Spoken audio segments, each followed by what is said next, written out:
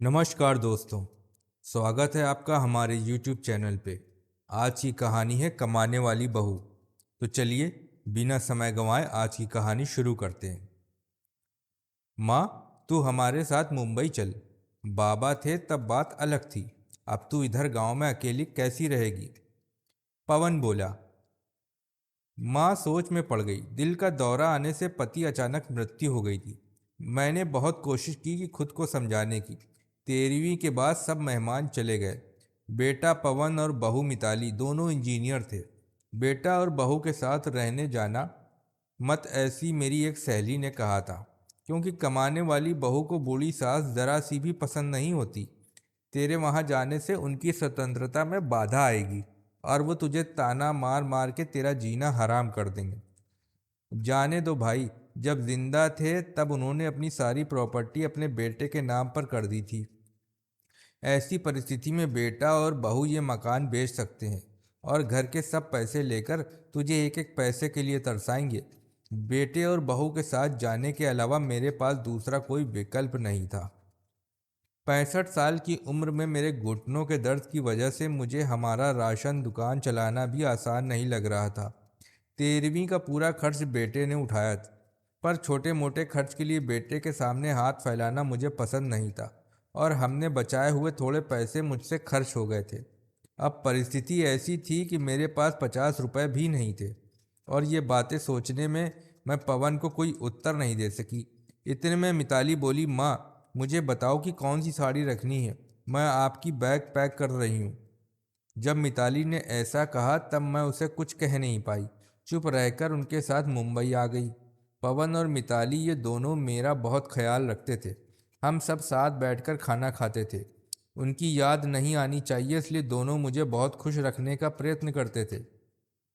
मेरे 7 साल का पोता रेहान तो दादी दादी कहते हुए मेरे पीछे पीछे भागता था। मैंने कौन सी भी चीज़ मंगाई हो वो मुझे तुरंत ला कर देता था। ये सब देखकर मेरे मन को बहुत शांति मिलती थी। मैं सोचने लगी कि लोग बेवजह ही आजकल के लड़के और लड़कियों को बदनाम करते हैं और कहते हैं कि बूढ़े माँ बाप का सम्मान नहीं करते, उनकी देखभाल नहीं करते। खासकर बहू कमाने वाली होगी तो सास को ठोकरों पर रखेगी। लेकिन मैंने देखा कि ये सारी सिर्फ बातें थीं। हर उंगली की तरह हर बहू सेम नहीं होती। आज सबने बाहर घूमने का प्लान बनाया था। हम सब मॉल में गए। उधर घूमते घूमते पवन और मिताली एक दुकान में कुछ खरीदने के लिए रुके। मैं और रेहान थोड़ा आगे गए। आइसक्रीम की दुकान देखते ही रेहान बोला, दादी, मुझे आइसक्रीम खानी है। मेरे ऊपर जैसे बिजली ही गिरी, क्योंकि मेरे पास तो पैसे ही नहीं थे। दिन में कभी मुझे पैसे की ज़रूरत नहीं पड़ी।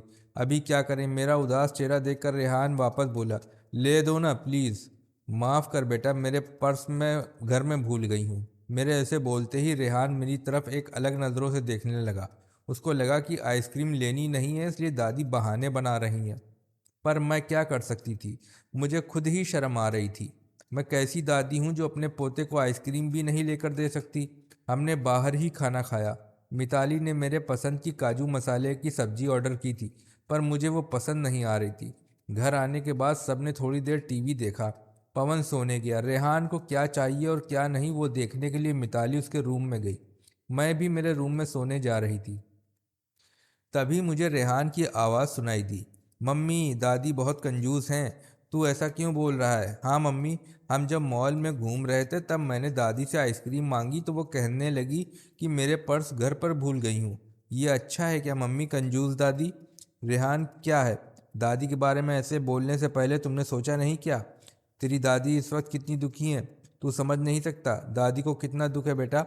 दादी और दादाजी गांव साथ रहते थे, तभी अचानक दादाजी हम सबको हमेशा के लिए छोड़कर चले गए। जिस व्यक्ति के साथ हम 24 घंटे साथ रहते हैं, साथ उठना बैठना खाना पीना हम साथ में करते हैं, हम सब अपना सुख दुख बांट लेते हैं, वही व्यक्ति जब अचानक हमको छोड़कर चला जाता है तो कितना दुख होता है, तू अभी नहीं समझ सकता।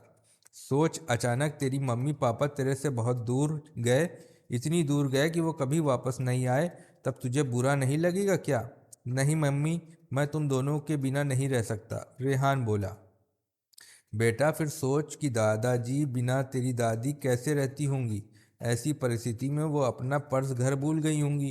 तूने उनको कंजूस कहा। उनका प्यार तुझे नहीं दिखा क्या? जब भी तुझे स्कूल से आने में 5 या 10 मिनट भी लेट हो जाता है तब वो बालकनी में खड़ी रहकर तेरी राह देखती हैं। उनके घुटने दर्द करते हैं तभी भी। बेटा, किसी के बारे में अपनी राय बनाने से पहले उस व्यक्ति के दृष्टिकोण से सोचना चाहिए। ये बातें सुनकर मुझे मेरी बहू पर बहुत अभिमान हुआ। उसकी जगह मैं रहती कदापि मैं मेरे लड़के को इतने अच्छे से समझा नहीं पाती। दूसरे दिन सुबह पवन ऑफिस गया और रेहान स्कूल मिताली ऑफिस में जाते जाते मेरे हाथ में कुछ पैसे देने लगी। ये क्या है बेटा? मुझे पैसों की क्या ज़रूरत है? मैं बोली। माँ, किसको कब पैसों की ज़रूरत पड़ जाए कह नहीं सकते। आप मंदिर जाते हो, कभी दान पेटी में डालो, कभी रेहान कोई चीज़ के लिए जिद की तो आप उसे वो चीज़ ले देना। पर बेटा, माँ, जब यही पैसे पवन ने आपको दिए होते तो आपने मना किया होता क्या? नहीं ना। आपकी बहू भी कमाती है तो आप अपनी बहू से पैसे क्यों नहीं ले सकती? मिताली का कहना सुनकर मेरी आंखों में आंसू आने लगे। जो मेरा बेटा नहीं समझ सका वो मेरी बहू ने समझा। मेरी बहू जैसी बहू सबको मिले। मैंने भगवान से प्रार्थना की, ऐसी बहू मुझे हर जन्म मिले। लोग बिना कारण कुछ कमाती हुई बहुओं का दुर्व्यवहार देखकर सब कमाती हुई बहुओं को दोष देते हैं। कुछ बहुएं मिताली जैसी समझदार, सुलझी और बड़ों का आदर करने वाली होती हैं। तो दोस्तों, कैसी लगी आपको हमारी आज की ये कहानी? अगर आपको हमारी ये कहानी पसंद आई हो तो हमें ज़रूर कमेंट्स बॉक्स में बताएं और हमारे YouTube चैनल को लाइक और सब्सक्राइब ज़रूर करें।